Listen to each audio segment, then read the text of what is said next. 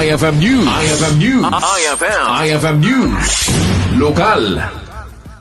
Impaka mo ni Police Captain Sigman Benigno, Hepe di PNP sa Nicolas, ang nakalokaten di Cleveland Street, ang nakarigep itinonda panawen, gapu iti road repairs.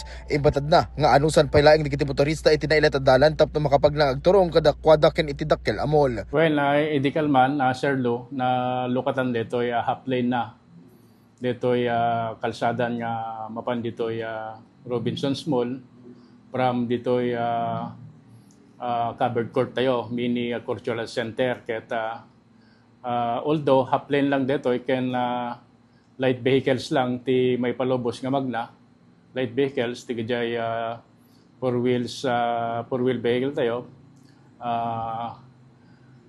Graman ti tricycle, can di kitay motorcycles.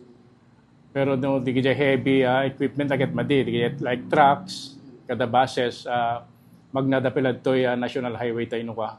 Kunana, adak kalabanag da ito'y tapno irikasta, saan nga agdikaw da kiti motorista ang magna iti mismong entrance si dakkel amol. Kahit dakkel nga pag namayan ti traffic dito,